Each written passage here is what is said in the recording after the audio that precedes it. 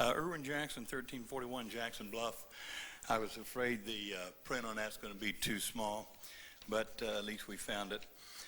During the past 16 months, we've been discussing my right to access to the airport drive easement.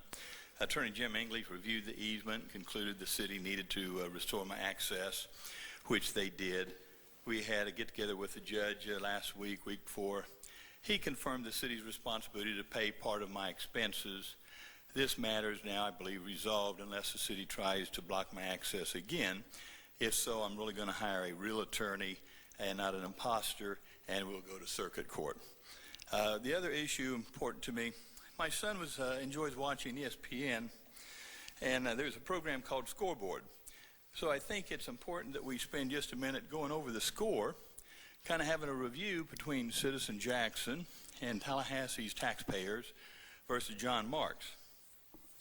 If you look at this table up here, what you see is we started exposing regarding deferred compensation. We went ahead and, the biomass. We exposed the city, ex-city commissioner Alan Cass was voting for BG&E biomass plant, taking money from them at the same time.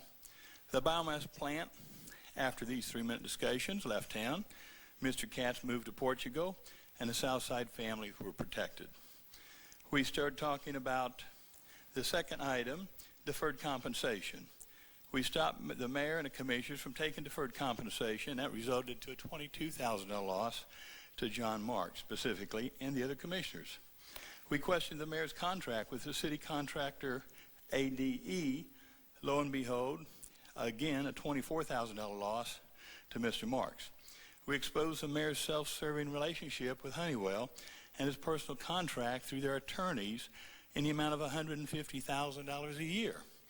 Again, that contract's been canceled.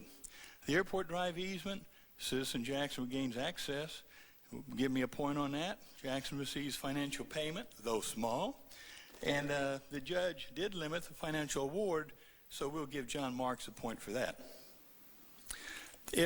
Most important, I think, is a policies initiated by my efforts and supported by this commission. We now have a city ordinance to prevent City Attorney Jim English from paying John Marks' legal fees if he's acted unethically or illegally. We have a policy that prevents City Attorney English from independently selecting citizens to be spied upon.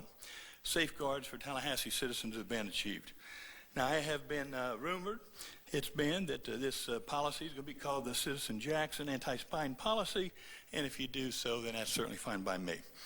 Pending investigations and ruling, the Florida Commission ruling on ethics, June 15th, the Florida Election Commission, the Florida Department of Law Enforcement, thank you, sir, the Florida Bar, and finally we'll wrap up with the FBI investigation. It's amazing how important and the impact of 3 minutes of truth.